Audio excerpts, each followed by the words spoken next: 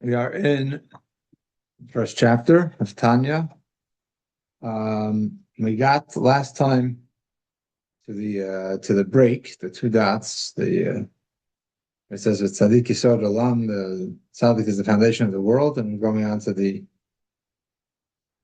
elucidation of the matter Biur Ha'inyan. I'll begin tonight. I did want to go over a little bit of what we kind of ran through last week at the end there. Just to kind of recap a little bit, we've seen various ways of looking at the tzaddik, various levels that can be deemed to be that of a tzaddik. We spoke about the idea of tzaddik as a borrowed term. So when you have somebody who is vindicated in judgment, they are deemed a tzaddik. Like the Torah says, "V'nakiv tzaddik al taharo." Not kill somebody who is innocent or tzaddik. Doesn't mean in that sense somebody who is truly at the level of tzaddik. It means somebody in that context doesn't even mean somebody who has a majority of virtues. It just means somebody that, in the context of that judgment, it's talking about the judges that they should not kill somebody who's innocent. In that matter, he's a tzaddik. He's been vindicated. So tzaddik can be used, and in that context, it's used in particular with regard to the question of the yearly judgment on Rosh Hashanah. That a person is vindicated in the judgment of Rosh Hashanah, and a person emerges, written and sealed in the book of life on Rosh Hashanah, if they are if they have a majority of virtues. So that's enough to be a tzaddik, to be vindicated, to be considered worthy of a good year. So that's one level. We spoke about the idea that the Zohar says that the tzaddik has evil within them, but the evil is subservient to the good. We spoke about the idea of a complete tzaddik who has no evil. We cited from the Gemara that the nature of the tzaddik as being one where the Yetzer Tov, the good inclination, judges them. That's their impulse. That's what's pushing them. It says in other places that the tzaddik's heart is dead within him, meaning that the Yetzer Hara has been killed, has been eradicated. So at the very end of what we were learning last week, we mentioned a couple of ideas about a tzaddik that could use a little more, a little more delving into. One is that God saw that there were few tzaddikim in the world, or few tzaddikim in history, and He planted them in each generation. And He says, it is written, as it is written, that the tzaddik is sod olam. The tzaddik is the foundation of the world. So I want to take a few minutes to actually talk about those sources and what is So there's what's happening there. Yeah, there's that teaching that there's like every generation there's like 30 tzaddikim or something. right. Okay. Is the number of all? Is that now thought to be based on this all the tzaddikim, or is it more than that? Is it still more than that? In a given time, Right. Right. So that's what I'm saying, that there are different levels of tzaddik, which will actually come out of the discussion that will begin now. But yes, the Gemara itself talks about 18,000 tzaddikim. There's the idea of 36 tzaddikim. There's the idea of what's called b'nei aliyah, the elite, or the highest level of tzaddikim, of which there are very few. There could be as few as two or even one. We'll actually see that passage of the Talmud later in chapter 10 when he starts to discuss the level of the tzaddik, what exactly it is. Okay, but he cites here at the end of the last piece. He says, "V'lachein amru Hazal." It's for this reason, or it's with this in mind that our rabbis taught the midrash in the midrash.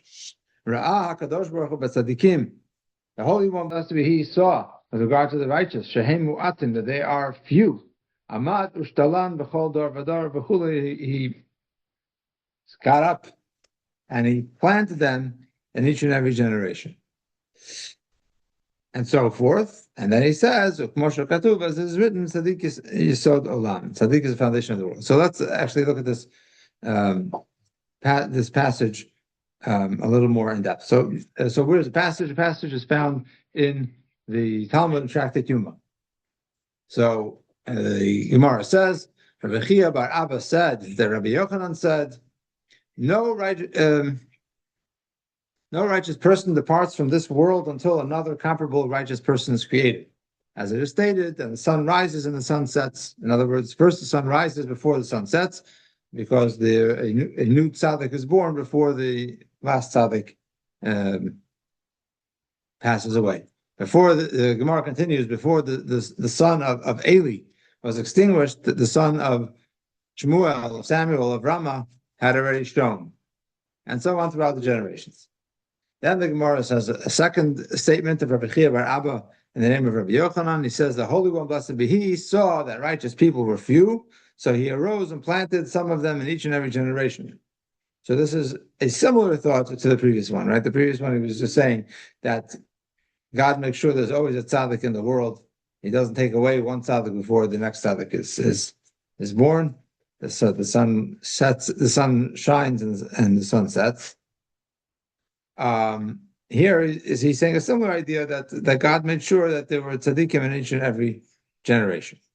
And the Gemara cites a verse from the book of Shmuel, the book of Samuel, as it is written, Ki la'Hashem mitzuke eretz, for the pillars of the earth are the Lord's, vayashat alehem tevel, and He set the world upon them. Right. So this is the way that they're reading this verse is to say that God has mitzuke eretz, He has pillars of the earth upon which He places the world, and these pillars are the tzaddikim, are the righteous in each generation. So just like you can't have a house without a foundation, you can't have a roof without pillars to hold it up, right? There's what do they call it when you're doing construction and you have a wall that's some walls you can't knock down. It's a Foundation. Yeah, there's a word for it, not a foundation wall, but it's like basically, right? It's holding up the roof. Like if you pull that wall out, the house is going to collapse.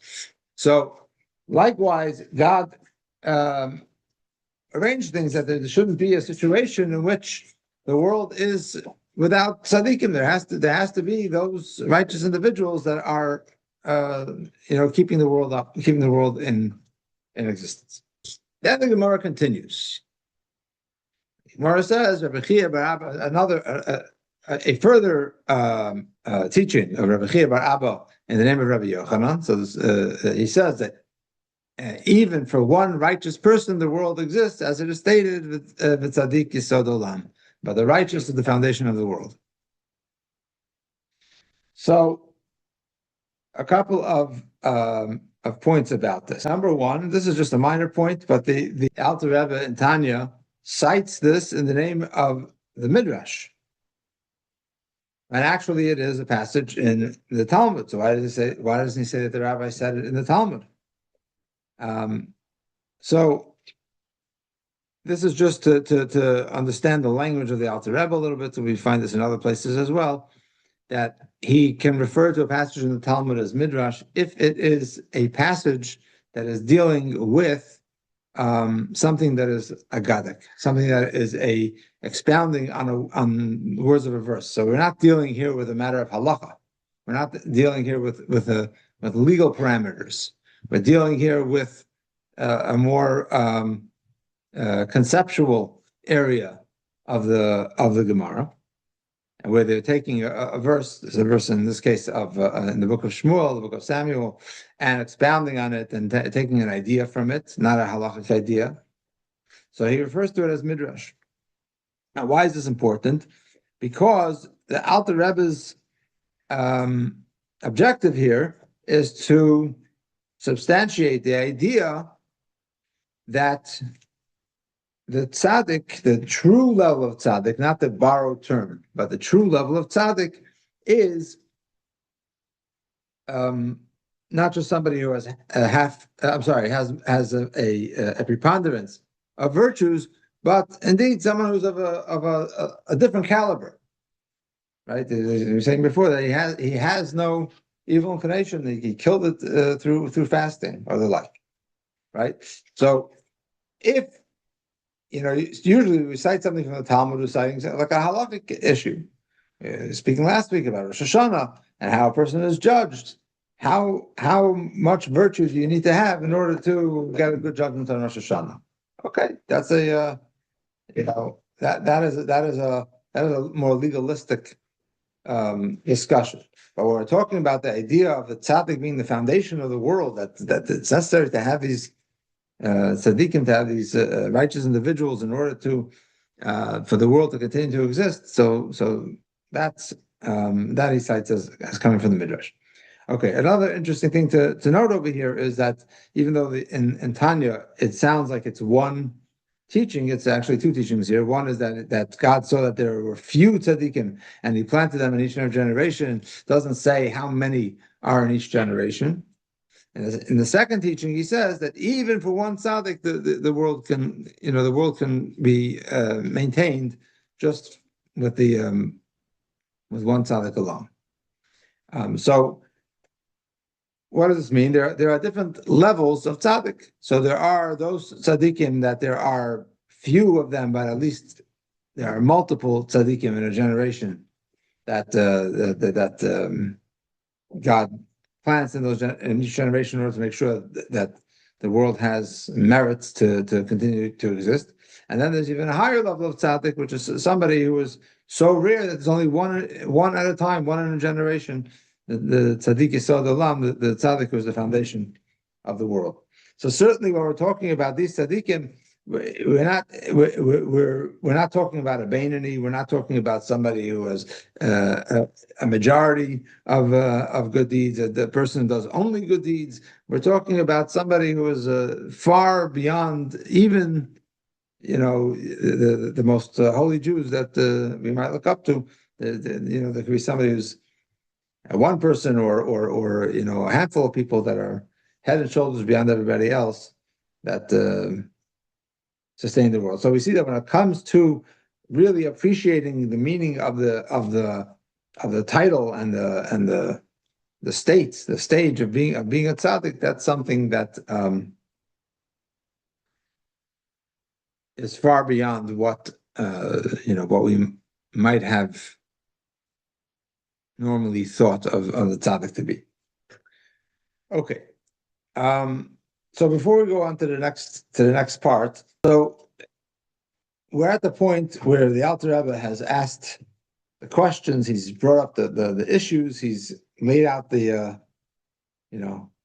problem, right? Like when you have a book, this is a very well structured book. So the first thing you do is you lay out the problem. What exactly is the level of tzaddik and what is the level of Beinoni? And what is it that we are being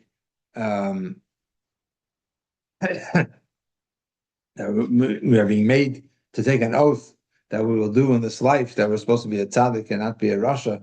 So what exactly are we being asked to do? And in order to truly understand these levels, and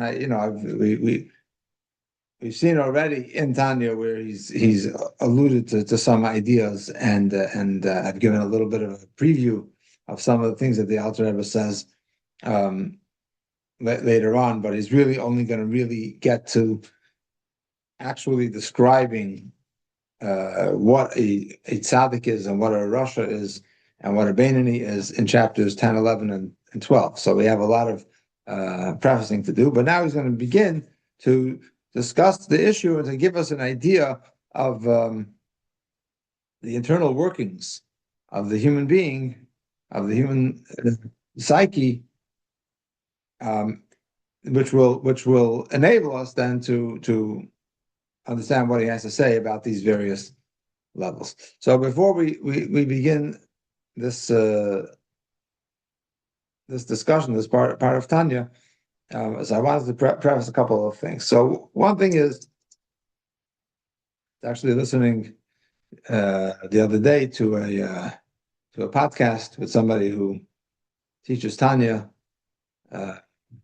Has become known for teaching Tanya, and he said a very important thought that is really fundamental to really understanding Tanya. I mentioned a couple of weeks ago that that we shouldn't take this. Tanya is not here to give us guilt for not being up to par, and there's another question also. There's another issue here also, which is okay. The Alter Rebbe is changing the definitions. What a tzaddik is, what a beinoni is, and what a rasha is, right? We always thought that to be wicked means you're wicked. You're a simple person. You're a person that's their lifestyle, right? To be a tzaddik, you're a righteous person. You do good things. Does it mean you never sin? We wouldn't think so. A beinoni would seem to be, like we said, half and half, or somebody who does both. Like they do good things, but they're not that's not the main focus of their life. And this book is the book of beinoni, and of course the Alter Rebbe wants to tell us that our objective in life and in serving God should be to be a beinoni. He's not telling, and he's making clear to us that he's not telling us that our objective is to be somebody who does half mitzvahs and half sins. It goes without saying that that nobody's being encouraged to live that lifestyle. Whether God is going to judge us harshly on Rosh Hashanah, it's a different story. But there's a question of where we're going in life, and like I said at the beginning, that the Alter Rebbe is responding to an audience. He's responding to people that have questions, and their questions are not, how can I live a life where I can satisfy God, but then also enjoy myself. That wasn't the kind of question that they're asking him. The people that he's talking to are people that are doing all the right things, and they're studying, and they're meticulous in their mitzvah observance, and that's not what he's coming here in Tanya to tell them to do. He's saying, having done all that, where's the fire? Where's the passion? That's what the Alter Rebbe is responding. So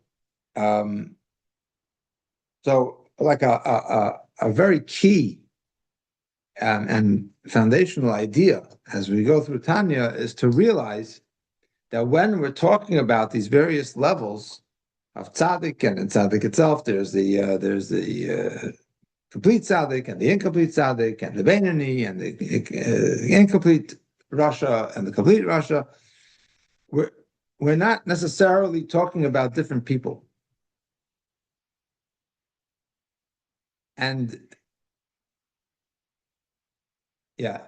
and making the bar so high to never, to even if we're just talking about action, even if we're just talking about thought, speech, and action, to always be in control of all your thoughts and all your actions and never ever slipping up.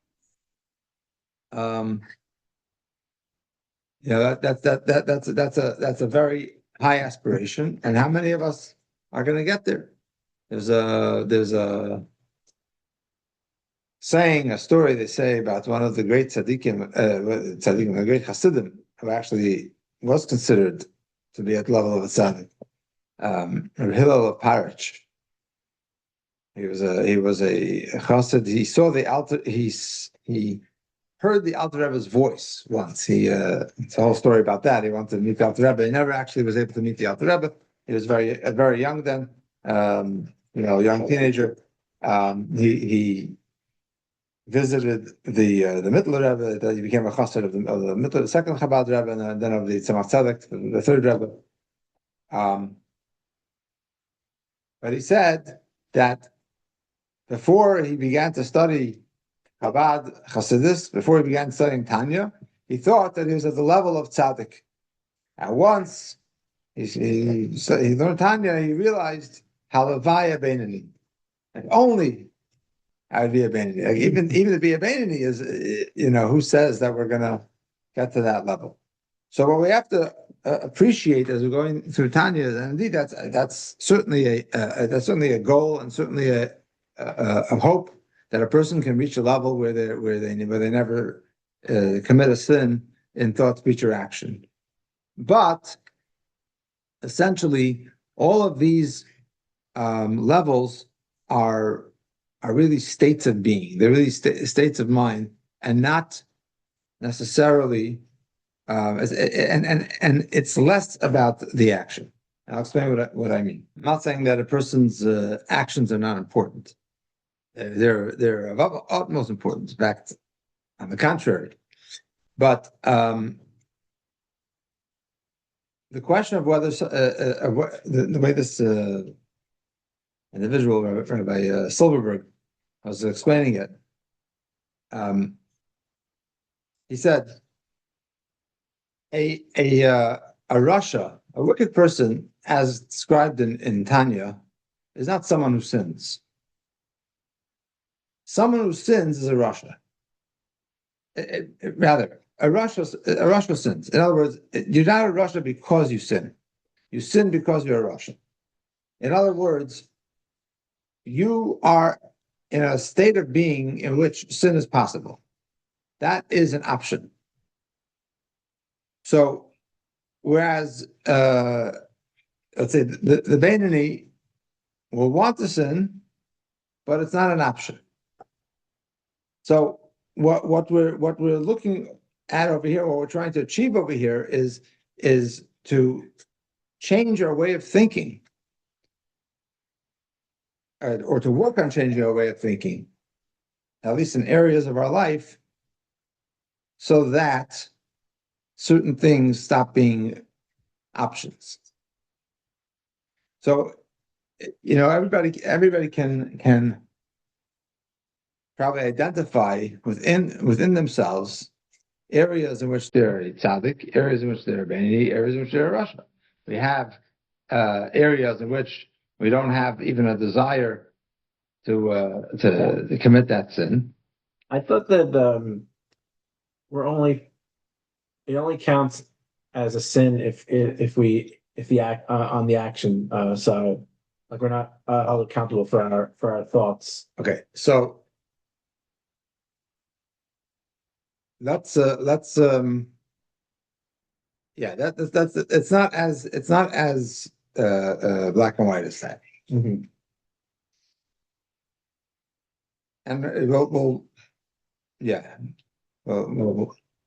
get to that also. Mm-hmm. But at least thinking again about what the Alter Rebbe is responding to in town. He's responding to somebody who is not satisfied with saying, "Well, I didn't actually sin. It was just a feeling that I had, or a thought that I had." They're saying, "How do I get rid of these feelings? I don't want to want the wrong things. I'm trying to imagine." I give a very terrible example, but imagine a person who, for whatever reason, every time he sees his father, he thinks, "I'd like to punch him in the face."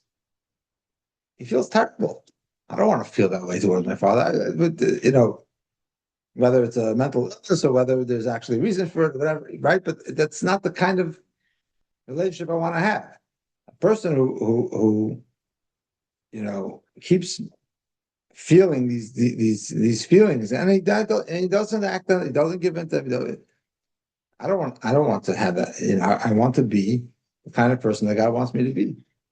I don't want to be. I don't want to find joy or pleasure in things that are against God's will. So, yeah. So as I was saying, there are those areas of our life where we're tzaddik. We're not interested. We're not interested in that sin, right? There's certain sins we don't have we don't even have a temptation for. There's a saying in the Al Chet, say in Yom Kippur, we confess all our sins. We say for this sin, for that sin, for the other sin, right? We go through all of the Aleph base, and we recite the whole list of sins. So one of the sins that is listed there is Al Chet Shachatanu Lefanecha, for the sin that we have sinned before you, be Yetzer Hara, an evil inclination.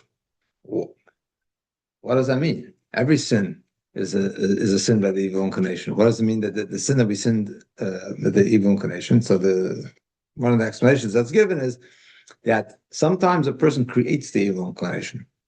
They for whatever reason, it's something that they don't really have an interest in, and they create an interest in. It's something that wouldn't have even been that much of a struggle for them, and they develop a taste for it. So that's enough what we're created with. You don't have to create new Yitzaharas. Then Is that because they don't have enough guardrails in place, or why a person, or how comes a person creates an evil inclination or something? Maybe they think sometimes it has to do with societal pressure. For example, right? Sometimes you have, let's just say, teenagers who smoke. Maybe they don't really like cigarettes, but everybody's smoking. You don't want to be the nerd that doesn't, So and it happens with adults also, and whatever whatever the neighbors think is supposed to be. People who spend money they don't have to go on vacations because that's what everybody does. I'm going to look like a nebuch,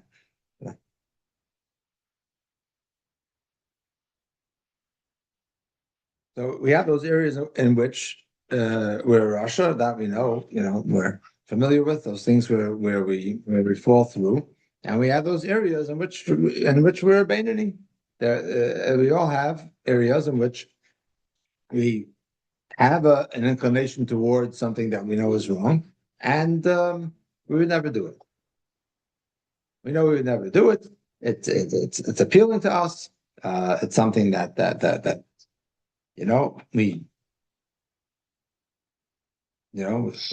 we would want to. There's a famous Gemara that says that when a person keeps away from sin, they shouldn't say I don't want to sin. They should say I would love to sin, but what can I do? God has forbidden it. What exactly that idea is? Okay, you're doing it for God's sake. You're not just doing it because you don't care. That's no big deal, right? God told you don't do this. That's fine, but I wasn't gonna do it. So it's a greater sacrifice and a greater act of service to God when we're doing it because we want to do it. So in any case, there's definitely plenty of places in which we can say that, I would like to do that, but I'm not going to because that's not who I am. I was thinking about this the other day with the positive commandments. When you do the mitzvah, it's obvious because you've done the mitzvah, maybe it's a blessing or whatever, and you've executed the mitzvah. But with a lot of the negative commandments, first of all, some of them you automatically do them because you can't even commit the whatever the relevant sin is today without a temple or whatever. And some of them, I guess, by the end of your life, you've never done them. So maybe or do you only get credit for them in like you said in these situations where you are tempted by them or you you have to make a decision and you choose not to transgress. Is there a moment of um, observance of those negative commandments, or is it how does that work? Yeah. So, I mean, I think all the options are true in some way. So, but as we're going to learn later, when a person transgresses a negative commandment, a person commits a sin, that they bring a certain impurity into their selves and soul. So if you don't, so then you've kept your soul clean in that way. There is a special value to not committing a sin that you want to commit, which in some ways is an advantage that a Beinoni has over a Tzadik. The Tzadik was not interested in doing it. He's didn't care for that in the first place. Whereas the Beinoni wants to and restrain themselves. So So this idea of introducing an impurity is specifically for negative commandments where that comes into play. Yes, because again, the opposite of the negative commandment is an act, right? Whereas the opposite of a positive commandment is not doing something. Mm-hmm. So again, from not doing, you're not doing. It's so as we call it, bitul mitzvah say, neglect to do a Torah commandment. So before, you neglect to Torah study when you could have studying Torah, but it's not an act. So if you don't do an act, the effect of that is different from. The author talks about this in Igeret HaTeshuvah, the episode on Shuvah and repentance. The third part of Tanya, so he discusses the difference between the effect of not doing a positive commandment versus transgressing a negative commandment. So, if you do the positive commandment, you bring greater holiness into the world. If you don't do it, then you have missed out on the opportunity, and you've not properly, carried out your responsibility to bring that holiness into the world. If you transgressed a negative commandment, then you brought impurity into the world or into yourself and thereby into the world. And that's why he talks about that the tshuva for each one is different based on what kind of sin it was.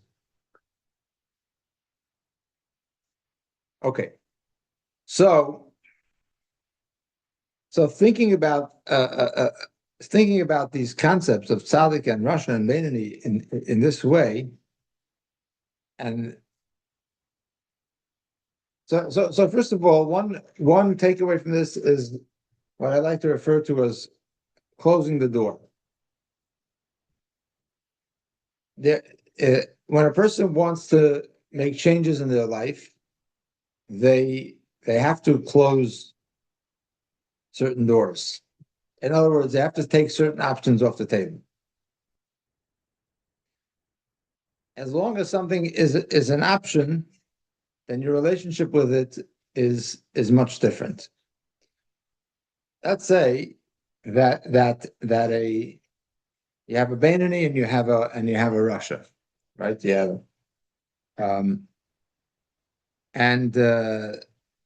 they're both confronted with a situation in which they're tempted to do something that's against God's will, and the Beinoni doesn't do it, and the Rasha doesn't do it. They both, they both make the right choice, and they both avoid that sin. Because a Rasha is not somebody who always sins when given the opportunity. It's somebody who sometimes sins. But there's still a difference between them. Because when the Beinoni doesn't sin, for him, that sin is not an option. He wants to do it, but it's not an option. Some people commit adultery. Some people never commit adultery. People who don't commit adultery, is it because they don't have any temptation for anybody other than their spouse? Not necessarily. There's all kinds of reasons why people don't commit adultery. But for upstanding individual, let's say, when you got married, you basically closed the door on all of the relationships, and he said, as much as this person or that person is attractive and whatever. Okay, I made my choice. I chose you. You chose me, and it's not an option because it's not an option. It's not that I don't want. It's just it'll never happen. Right. Whereas when the Russia doesn't do the sin, it's not because they would never do that. This time they didn't do it. Maybe another time, given whatever, given a different mood, they would do it. So that's really when we want to know what the Alter Rebbe is going to be speaking about here in Tanya is really in cultivating those frames of mind, and this leads us into one of the basic foundational ideas that the Alter Rebbe puts forth here in this regard, and that is the concept of the two souls, and that's what he's going to start discussing in the next part. The idea of there being an animal soul, a nefesh habahamit, or what you might call an animalistic soul, and a divine soul, a nefesh elokit. So this is I think, for sure, very unusual, maybe even unique to the Alter Rebbe. I don't know if it's unique to the Alter Rebbe, but certainly very unusual, because most books of Musar, most books of piety, talk about the Yetzer. They talk about the inclination, the evil inclination, the good inclination. Yetzer Tov, Yetzer Ra. The Alter Rebbe doesn't. He does mention on occasion. He does the terms Yetzer Tov, Yetzer Ra do appear in Tanya, but primarily what the Alter Rebbe talks about is these souls, the animal soul and the godly soul. From the animal soul comes the evil inclination. From the godly soul comes the good inclination. But he doesn't talk about the inclinations, he talks about the souls. Why? It's the same idea. Because we're not talking over here about the particular struggles. We're not talking over here about the particular moments and how you respond to those moments. We're talking here about who you are, what kind of frame of mind you live in. And so we talk about the soul. The soul is the psyche. It's not just the particular desire for this or desire for that, or against this or against that. We're talking about where does that desire, what kind of person has those desires? What kind of person has other desires? And that comes from the idea of these souls. One other point before we actually read inside, and that is basic terminology. And as we go, we're going to have to give prefaces of terminology in order to properly understand what the Alter Rebbe is talking about here in Tanya, because a lot of this terminology is understood, it comes from, or is at least understood, Kabbalistically. So, for example, this idea of two souls, the Alter Rebbe is drawing it from the writings of the Arizal. So another pair that relates to these two souls is the concept of Kedusha, holiness, and Klipa, which is the opposite of Kedusha. Klipa literally means a shell or a peel, but it's a term that's used in Kabbalah to talk about that which is not holy, that which is unholy. And I think that that is the best translation of klipa, unholy. Klipa is sometimes translated as evil or demonic. I don't think these are helpful translations, because especially as the Alter Rebbe uses it in Tanya, because it doesn't really. It doesn't. Well, it's not precise, and it also gives us the wrong ideas when we start talking about these concepts within us. So, if I have demonic forces within me, does that make me a monster? Like what most of us don't feel that we're demonic in particular. I mean, some people actually have. We're talking on Shabbos about people in prison and conversations that I've had, what kind of things they've done or whatever. But okay, sometimes there are people that are actually taken over by some kind of demonic force to go do horrible things. I think most of us, that's not it's not the kind of struggles that we have, right? In that area we're at Tzadik. I never was tempted to take a gun and shoot somebody in the head. It's not my struggle.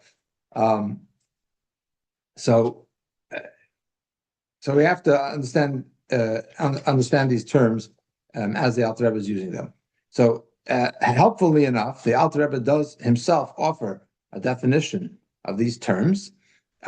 He does not offer it here in the first chapter, maybe because he doesn't feel that necessarily he needs to explain this up front, but it does come out later on. So just to quote a few lines from chapter 6.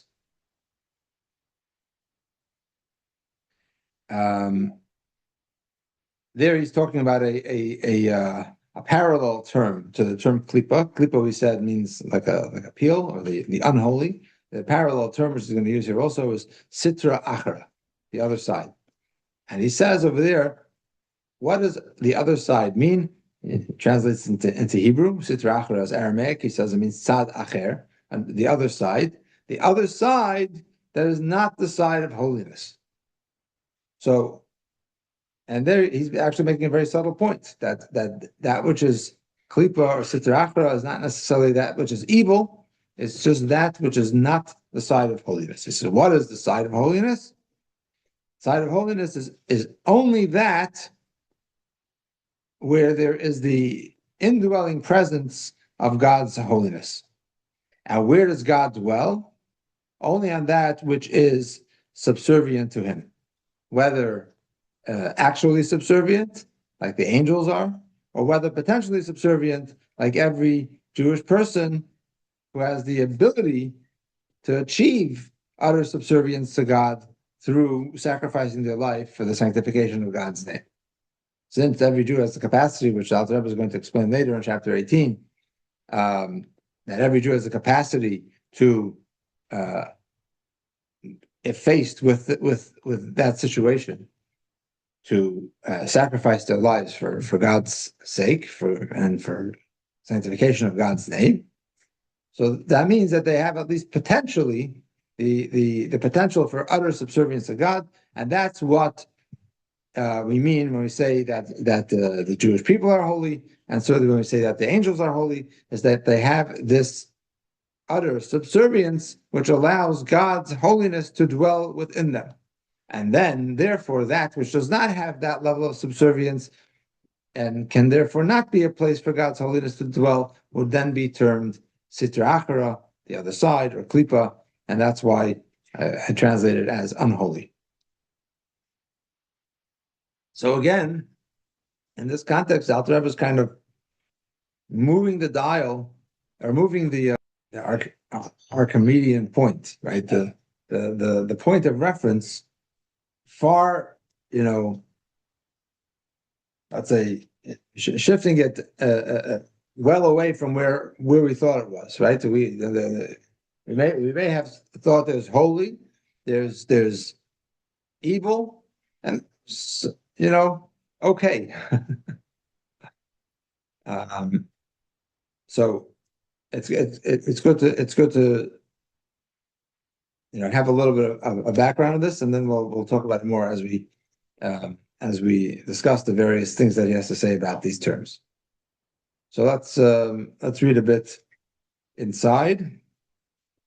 Biur ha'inyan, the explanation of the elucidation of this matter. The Rebbe continues. Biur ha'inyan, the elucidation of this matter. Al pi masha katav harav Chaim Vital zichrono livracha b'sharei hakdusha, is based on that which Rabbi Chaim Vital writes in the writing called Sharei Hakdusha, the Gates of Holiness.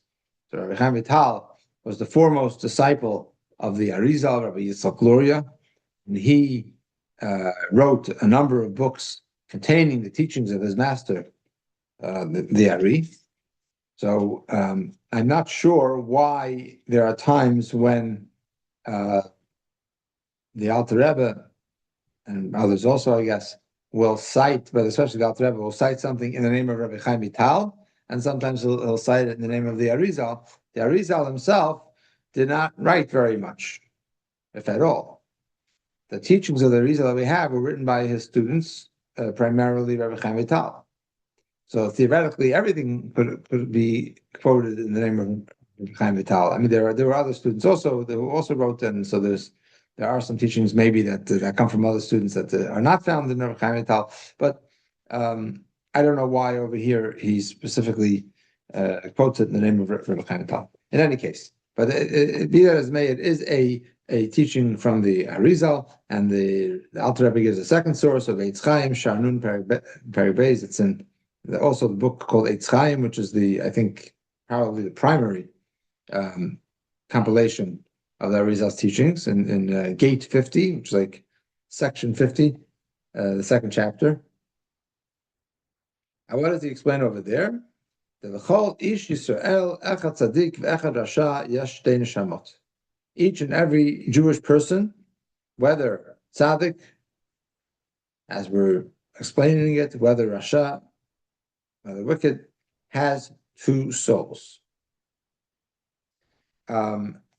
It's a long discussion that he goes through, like how these souls work, and the Alter Rebbe is drawing heavily on these sources throughout Tanya as he says things about the animal soul and the divine soul. He's drawing on these sources, and a lot of what he's going to say here is also comes from these places, from Sharei Kedusha and Eitz Chaim.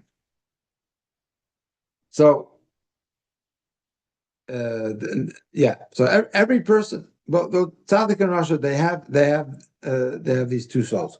Their relationship to the two souls, or how the two souls function within them, is different between the Tzadik and the Rasha, but they have the souls.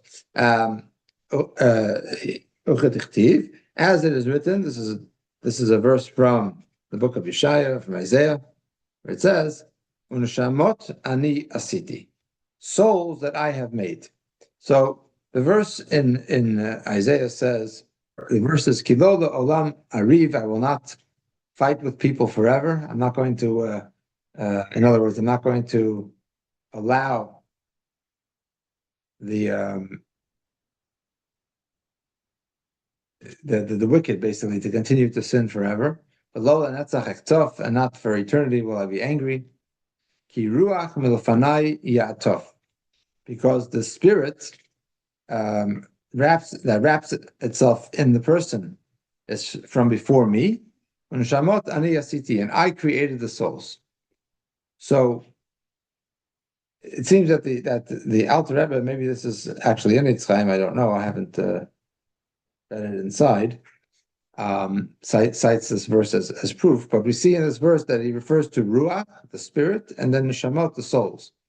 So Ruach is in the singular, and Neshamot is in the plural. So what he's saying here is that from the fact that it uses both expressions, it means we're talking about a single individual who has a Ruach, has a spirit, which is one level of the soul, And then there's neshamot, two neshamot that are within the person, two levels of soul called neshama, although actually it's nefesh, as we'll see in a minute. We'll get into the levels of the soul another time. But that both of these neshamot, both of these souls, are present within the self-same person. And the Alter Rebbe goes on to say, Shein shtei nefashot, these two neshamot are actually two nefashot. So there are different levels of the soul, which we'll talk about more at length another time. But nefesh is the lowest, and that's what he wants to talk about over here. That every person has the level of nefesh, no matter who they are, even the lowliest individual has the level of nefesh, and as emerges from these sources of the Arizal's teachings, every person has two nefashot, and in the rest of chapter 1, he's going to talk about the first one, namely the unholy one. So we'll read a few lines here and conclude with that. Nefesh achat mitzad klipa v'sitra achra. So one nefesh, one soul, is from the side of klipa, of the unholy, and sitra achra, the other side. Vehi amitlabeshet Adam ha'adam. And this soul is the one that is garbed, is clothed within the person's blood. La'chayot haguf, to give life to the body. So, in other words, we know when we talk about the soul, we'll next time, God willing, we'll talk more about the idea of the soul in general, what we mean when we say soul, which is really going to be developed further and further as we go through these chapters in Tanya. So, number one, soul means life. We're alive. Person, we conceptually we know we divide in our minds, our body, and our soul. There's the physical body, the tangible part of the body, and we know that body can be alive, and that body can also not be alive. So there's another element. There is a life which remains hard to define. Even scientifically, that animates the body, and that's what we refer to as the soul. So there is the very, basic sense of life, the life that is in the lifeblood of a person, to give life to the body. As it is written, Ki nefesh habasar badam hi, that the nefesh, same word, the soul, if you will, of the basar, of the flesh, is in the blood. What does that mean? So, as he explains it in Shari Kedusha, it's like you have levels that fit into one another, right? So you have a body. Body consists of 248 organs and 365 gidin, whatever that is, nerves, sinews, whatever it might be. So then you have a soul that is also composed of these 248 and 365 parts to animate each one of those parts of the body. And then, as we're going to go on to say, there's a divine soul that is made to fit into the animal soul.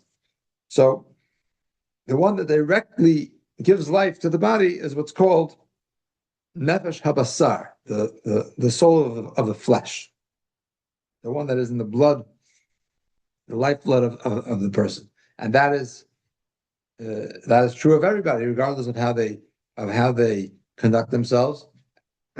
And let's say, we're talking about the blood. The blood comes from the food that we eat, and sometimes that food can be kosher, and sometimes that food can be not kosher. So if a person eats not kosher food, then they have blood. Does that blood have a soul in it? So there's the nefesh habasar. There's the soul of the flesh that is within the blood, regardless, and that is what he's referring to as a soul that comes from the side of klipa and sitra achra, the unholy side.